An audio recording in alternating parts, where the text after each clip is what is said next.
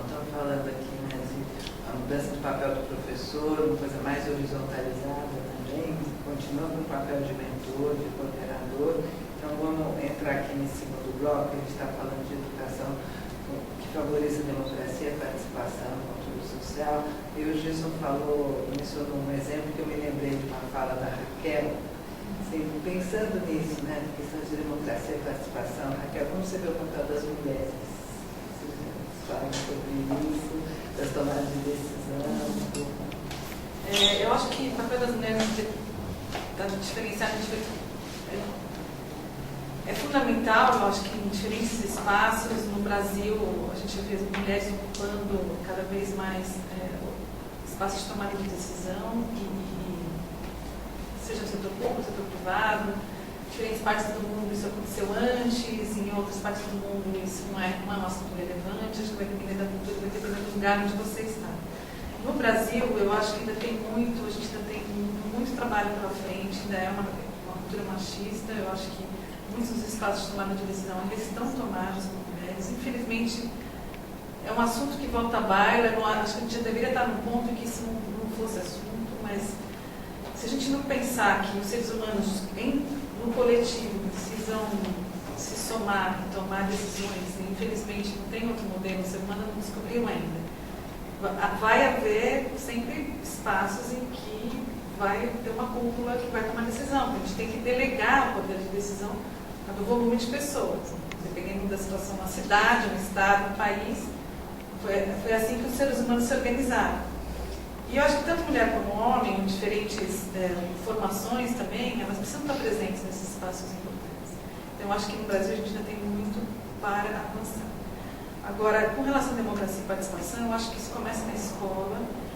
Criar espaços para ensinar a democracia dentro da escola é fundamental. As crianças podem, dentro de uma escola, decidir se vai haver horta, se não vai haver horta, se eles querem ter uma atividade assim ou assado. Eles já entram numa cultura de, não, nós vamos escolher se a nossa atividade alternativa, ou de lazer, ou de formação externa vai ser assim ou assado. Atrelado à tomada de decisão, nisso tem uma responsabilidade, né? Se a criança vai decidir como é que ela vai usar o tempo dela junto com os professores, ela precisa estar bem informada para isso. Então, tomar decisão pressupõe ter acesso à informação de qualidade. Então, isso já vem desde a escola, é fundamental na universidade. E a gente vê que na vida a gente não consegue tomar uma decisão boa se a gente não estiver bem municiado da melhor informação, da mais atualizada. E hoje em dia somos atropelados por um volume de informação muito grande. Como é que se traduz essa informação de qualidade para o tomador de decisão naquele momento? Então, eu acho que na escola é um grande laboratório em que se poderia já passar para as crianças e para os jovens que eles são produtores de informação, eles têm que saber comunicar aquela informação, os meios de comunicação eles podem ser estimulados a criar esses meios e depois ajudar a tomar decisão. Então, isso, quanto antes se criar a cultura de democracia dentro da escola, melhor cidadão ele vai poder ser, porque ele já vai estar acostumado com aquilo. E atrelado a isso vem a transparência. Então, não só ajudar a tomar decisão e se corresponsabilizar na execução daquelas coisas, mas e não ficar cobrando que é o outro que tem que fazer, não, eu sou corresponsável pela execução dessa medida. Mas dar transparência para a sociedade em geral. E isso eu acho que é um aprendizado também que pode vir da escola. Quais são os mecanismos de transparência? Como é que a gente torna públicas as ações que estão sendo feitas? Quais são as informações que têm que ser tornadas públicas? Isso tudo está na base da democracia e eu acho que tem que vir de dentro da escola, da universidade, e por aí vai. Tiago, você fala muito bonito. É muito bonito. Eu acho que é um mundo ideal. Mas o quanto os agentes nas escolas, professores, dirigentes, etc., estão preparados para uma postura desse tipo. É bem complicado. E aí, a gente está acostumada a que a decisão seja tomada por nós, não estarmos envolvidos na tomada de decisão. É uma mudança de cultura tremenda. Não, como aquele agente que está lá na ponta, realmente atuando com crianças ou na formação, aí eu vejo pode... A questão eu já vivenciei, assim, pesquisa na escola, os professores, o pessoal é diretora de escola, fica reclamando que vem tudo de cima para baixo, que desse jeito é impossível. Você participei de reunião de coordenação pedagógica de escola pública, a reclamação é geral, é isso. Não se dá oportunidade a essa turma de assumir responsabilidade, de tomar decisão, participar da tomada de decisão. Vem cada catatal que cai, e um desses catataus com certeza é a própria tecnologia. Mas caindo de cima para baixo. Vocês estão falando em instâncias diferentes, não sei, eu entendi, e eu acho que aí você está falando das secretarias que vêm de cima para baixo, em cima das escolas. Não estimula uma cultura. E eu acho que a Vera também colocou dentro da própria escola. Eu acho que sim, se você chega para esse professor e fala para ele tudo isso, olha, você tem que estimular a democracia, você não sei o que, nananana, e ponto, vira as costas, fecha a porta e vai embora. E aquele professor, ele não tem um repertório de atitudes para atuar dessa maneira. É complicado para ele, né? Ele está esgotadinho. Talvez seja uma questão de geração. Talvez, Quando houver a troca aí de guarda, a próxima geração já vem. Eu acho também que, assim, talvez a palavra democracia ela já esteja um pouco deturpada, assim, de tanto o pessoal insistir e exigir dela. E posso dar o meu próprio exemplo, assim, quando eu tinha 12 anos de idade, eu estudava num colégio público federal, que era o Colégio Militar de Fortaleza, socialense, e eu tive um professor que ele me chamou para participar da tese de mestrado dele, que era sobre cidadania e educação. E acabou que, muito novo, eu comecei a enxergar muitas injustiças assim no mundo e problemas que eu poderia resolver. E foi o momento em que eu enxerguei que aquele problema não era daquelas pessoas, entende? O problema não era do governo, o problema era nosso. E eu acho que é isso, sabe? Aconteceu comigo, eu acho que tem que acontecer com todas as crianças.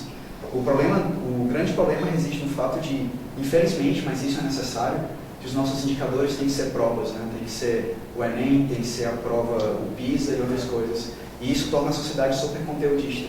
E a gente acaba esquecendo de dar valor a outras coisas que são super importantes para a formação das pessoas, que vão desde cidadania e outras coisas. Então, acaba que existem soluções que permitem que os professores, de maneira geral, por mais que talvez eles não tenham tanta formação, eles consigam contribuir com outros valores para aquelas crianças. E eu acho que a tecnologia vai criar um ambiente de inspiração, transformando um pouco a sala de aula, e a gente tem um tempo muito pequeno, que é colocar nos computadores, você criou aquela inspiração, ou seja, tudo mudou, e aí você tem um pequeno tempo para mudar toda aquela cultura. E aí vai de cultura da sala de aula, até a cultura das secretarias e a cultura do Brasil. Então, as coisas, no fim das contas, tudo cai nisso, na cultura. Que a gente quer viver, na minha opinião. Ou apontar, fazer pressão naqueles que têm o poder do fomento, né? Quem está com um recurso, né? Que estipula, assim, associado a essa... O ruim disso é que vem de cima para baixo. O ideal seria que se pudesse construir de uma forma participativa esse novo modelo, mais participativo, mas eu acho que de coeducação mesmo, a gente vai chegar nisso aí. Mas, eventualmente, se for chegar na cúpula, que hoje define os recursos que vão ser alocados para o sistema de educação, que esses modelos mais democráticos devem estar instalados. Vem de cima para baixo, vem de baixo para cima, em algum lugar a dinâmica se acomoda. Sabe o que eu sinto? Desculpa, posso? Eu sinto que a gente tem muito recurso e a gente tem, talvez, pouca habilidade de gestão desse recurso, sabe? Como que ele é muito bem distribuído, assim, qual é o tipo de gestão estratégica mesmo de como que a gente vai utilizar aquele recurso, soubemos o recurso financeiro, para a gente conseguir disseminar a potencialidade dele para as escolas. Então, às vezes vem de liderança mesmo, de capacitação, não só do professor, mas dos nossos líderes, entende? De como que eles enxergam que eles vão utilizar aquele poder que eles têm para gerar aquela transformação. E o que eu tenho sentido visitando várias secretarias, assim como o projeto do Que Mágico, é que eles tentam, sabe? E eles tentam muito. E é difícil, porque a burocracia é grande. Mas tem que ter muita burocracia. Então, porque no fim das contas, se não tiver as coisas, né? Enfim, a gente conhece a natureza humana. Mas acho que cai muito em gestão esse aspecto, assim. É muito que eu tenho percebido. Acho que você mesmo já estava falando das tecnologias. E, bom, tem se falado tanto das mídias sociais, a Primavera Árabe, e toda a importância da participação, por isso que eu estou dizendo assim, como você vê essa questão das mídias sociais como um reforço para essa educação com a democracia, com a participação? Para a democracia ou para a educação? Para a participação. Participação. Tá, eu sempre vou usar um exemplo pessoal. Quando eu estava no meu ensino médio, eu nunca tuitei dentro de sala de aula. A minha irmã está no ensino médio. Ela passava tuitando. E eu acho isso muito estranho. Então, a geração de 5 anos já é completamente diferente da gente. Entende? Eu entrei no ITA, a gente usava disquete, hoje todo mundo tem notebooks. Então, a gente vê que a velocidade é gigantesca, assim, com a qual o mundo se transforma. O abismo está ficando Está ficando curto, né? E a gente vai se distanciando. Mas você não acha que a velocidade com que os recursos tecnológicos chegam é grande? E a educação, de um modo geral, não incorpora nada disso. A tua irmã tuita, mas o professor dela está alheio a esse processo. Sim. Né? Então, Eu acho que está acontecendo uma mudança importante aí, a qual eu aderi, virou minha bandeira. Ok? Acho que está acontecendo uma mudança importante. E o vetor é tecnológico. Eu aderi a essa mudança, virou minha bandeira, que é a chamada gamification. Então, o que acontece? na educação. Na educação.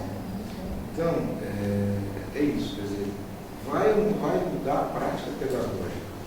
Não interessa se é com Twitter, celular, o que vai mudar amanhã vai ser na orelha, daqui a pouco é um implante. Mas vamos esquecer um pouquinho a inovação tecnológica em si, pensar na prática pedagógica. Ela muda ou não muda? Ela pode não mudar e estar na tecnologia mais avançada. Ela pode ser super retrógrada usando 3D. Sim. Então, o que é a mudança? Eu vejo a gamificação como essa mudança. Não acho que seja uma coisa tão nova. Eu fui pesquisar mais sobre esse assunto e é aí que eu me convenci de vez da importância da brincadeira e do jogo como uma condição de cultura, uma condição de prazer para a evolução do ser humano. Isso eu acho que é uma nova visão pedagógica, não apenas tecnológica. Mas nós vivemos um tempo de convergência entre tecnologia e brincadeira.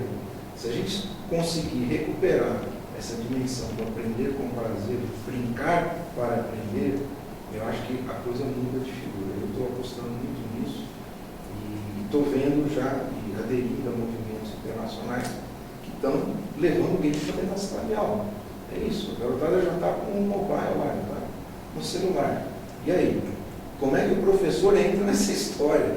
Ele vai ser um mentor pelo celular? Quem sabe? Ele vai estar numa rede, a turma está no Facebook, eu estou recebendo agora uma turma de, aliás, a primeira vez que está recebendo lá na USP, pré-iniciação científica, ensino fundamental e médio, o pessoal trazido pela Secretaria de Educação, vindo para a USP, eles vêm lá para o laboratório. E é genial, é uma pré-iniciação científica. Essa turma está vindo para fazer projetos, eles querem se apropriar da tecnologia para fazer transformação. Da Secretaria de Educação. Agora, qual é a linguagem? É o game. Mas se você voltar lá na Grécia Antiga, você vê que já era isso. A paideia, essa grande e universal nesse sentido, tópica da educação, a paideia, essa formação humanista, que depois virou também uma bandeira de humanismo e tudo mais, ela estava acompanhada de uma paidia, que é a brincadeira de criança. E é você perceber a importância no aprendizado desse lado lúdico. Então a gente vê hoje jogos, redes internacionais, no caso de estar trabalhando com Games for Change, mas você tem Games for Learning, Games for Health, Games for Nature. Está explodindo, em escala global, o uso de games, portanto, novas mídias, novas tecnologias, para pedagogias com foco em cidadania, seja na distrito da educação, seja saúde, terceira idade, meio ambiente. Se apropriar da inovação com foco em educação transformadora, em sustentabilidade. Caso contrário, vai ficar todo mundo jogando aquele joguinho de matar. Eu vi uma entrevista interessante também do psicanalista Carlos Barton, defendendo o game dentro da sala de aula, e e falando que também da questão de que o game te possibilita experienciar uma situação, não só a questão do lúdico, que é importante, fundamental, mas como hoje você aprende muito mais quando você experiencia uma situação. E o game te dá essa possibilidade de experienciar situações e que, portanto, você tem potencialmente um aprendizado muito maior, melhor, você está muito mais motivado, porque você experiencia aquelas situações, que podem ser situações de conhecimento, Isso está muito ligado com a sociedade de consumo de hoje, né? O que a gente consome hoje, o que se vende no marketing, na propaganda, é a experiência. Então, eu acho que você tem essa ligação com a realidade profunda. Nós somos estimulados a consumir, quando você vai numa loja, às vezes uma experiência completa, ou você vai no restaurante, você está vivendo uma ambientação, um filme. Quase está entrando num clube, né? Porque o clube das pessoas que curtem aquela... E tem tudo a ver com essa história do game mesmo. Mas eu quero voltar um pouquinho e retomar o agente que está na sala de aula. E contar a experiência do meu colega que estava observando justamente o uso de games, de um game na sala de aula, e era um game muito simples. Só as bolinhas caíam, a criança tinha que pôr o resultado da soma, a bolinha, enquanto a bolinha não caía. E a professora deu, assim, todo mundo jogando. Mas aí ele começou a observar e viu que algumas crianças faziam a conta muito rápido e já matavam, explodiam as bolinhas. Outras crianças faziam a conta mais lentamente e explodiam as bolinhas. Outras crianças param o jogo. Dá um pause, faz a conta, retoma o jogo e explode a bolinha. E a professora, naquele ambiente, não se dava conta das diferentes maneiras que os alunos estão jogando. Então, até nesse tipo de situação, a formação do professor ela é importante. É esse repertório que ele tem, que não é tão conteudista, mas ele é de atitudes perante os alunos. O conteúdo da tecnologia vai dar conta. De formação, ninguém precisa. É atitude que é importante. O que, por exemplo, o exemplo que a gente vem sentindo, assim, do que acontece em sala de aula, é que a gamificação é super importante. Eu acho que é o que motiva a nova geração. São as experiências que a gente transmite, que eles têm fora da mente em sala de aula e que eles querem ter dentro da sala de aula. Mas o grande dilema é a gente acreditar que, assim, que talvez isso seja uma das únicas soluções para todo o nosso sistema.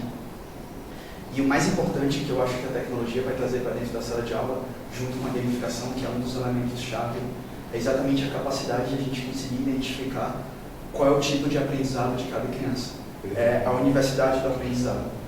Tem criança que vai aprender por rede social e tem criança que vai aprender por games. E a nossa maior dificuldade é conseguir fazer com que os professores eles consigam perceber que aquela criança, por meio da tecnologia, vai receber uma quantidade absurda de informação e de maneiras diferentes, porque umas são mais visuais. Por exemplo, eu tenho um pouco de hiperatividade, eu tenho acho que é DD, não sei o nome disso aí, e eu não consigo me concentrar muito tempo no que o professor está falando, entende? Eu acabo perdendo tudo. E acabou que a minha maneira de fazer isso é eu conseguir colocar o lápis no canto e me concentrar no que eu estou fazendo, não naquilo. E para isso, logicamente, aí o que eu enxerguei no mundo, né? Que foi quando a gente começou a fazer, por exemplo, o que é mágico. Vem acontecendo que o movimento pedagógico contra o tecnológico, ele durante muito tempo ele se chocaram. E agora está começando a surgir uma grande integração, principalmente pelo sucesso dessas novas tecnologias que vem acontecendo nos outros países. E essa integração pedagógica, por incrível que pareça, ela já existia há muito tempo. Por exemplo, termos como blended learning, que é o aprendizado híbrido, ou então flipped classroom, que é a sala invertida, são tipos de metodologias pedagógicas que já estavam prontas desde a década de 70, mas que a tecnologia naquele momento ela não tinha recursos suficientes para permitir que aquilo fosse utilizado dentro da sala de aula. E hoje tem. Então, hoje a gente tem softwares que conseguem perceber que aquele aluno ali demorou 10 minutos a mais do que aquele numa questão, ou que aquele ali precisa assistir um vídeo, aquele ali precisa ver um texto. E esse tipo de recurso, quando ele é colocado na mão do professor como um instrumento, e o professor consegue perceber que ele tem o poder para conseguir criar toda a dinâmica naquela sala de aula, ele utiliza a tecnologia como um recurso super poderoso. E aí o que acontece? Ele sabe que aquela criança que dá um pause no game, ela precisa que em algum momento que ele dê uma atenção mais especial para ela do que para ela. E assim as coisas vão indo. Quer dizer, de novo, o perfil do mentor, Exatamente. mediador e Facilitador, mediador. né? Eu Facilitador. acho que há uma confusão entre o professor medidor e ele deve ser um mediador, porque alguém que está na comunicação, percebendo a diferença, construindo o universal a partir da diferença, e não reduzindo a diferença ao universal. Esse é o grande risco dos PISA, desses sistemas que quantificam. Mesmo a pesquisa sobre educação qualitativa é um problema. A gente está agora participando dessa pesquisa justamente nas escolas, que é o feito pelo CETIC, sobre a entrada das TICs nas escolas em todo o Brasil. Então, é uma pesquisa que vai durar 4 anos, já fizemos 2 anos, tem 2 relatórios anuais, quantitativo mostrando um quadro de como é que está entrando essa tecnologia, qualitativo é um desafio metodológico fazer essa pesquisa, mas a grande questão é a instituição, o próprio professor, os atores do processo, eles estão completamente reduzidos a uma lógica de quantificação, né, que são esses rankings, essa coisa toda. Isso chega na universidade igualzinho, com o Qualis e todo esse sistema de pontuação da produtividade, onde, veja, o cara que escreveu um Casa Grande de Senzala, se ele tivesse fazendo dentro do padrão da CAPES, do Qualis, ele era expulso da universidade. Só que esse cara era o Gilberto Freire. Então, no padrão atual, o Gilberto Freire estaria condenado. Tanto é que ele saiu da universidade e continuou o trabalho dele. Sobreviver criativamente, seja no ensino fundamental até a universidade, quando tudo passa por um quantitativo, é a universalização no nosso sentido. Você faz tábua rasa, homogeneiza e emburrece. Mas como a gente muda isso? Como a gente muda isso? No fim das contas, Softwares, inclusive, podem ajudar a mudar. Exatamente. Tem que mudar o software do sistema. Não, mas eu estou falando no ponto da... A gente está com um sistema que é, como você está falando, a burocracia instalada, os modelos vêm de cima, o que está sendo demandado pelos jovens não tem aderência nenhuma, não combina, então a gente está vendo um descasamento absurdo e uma necessidade de intervenção, talvez de escala, para poder mudar isso.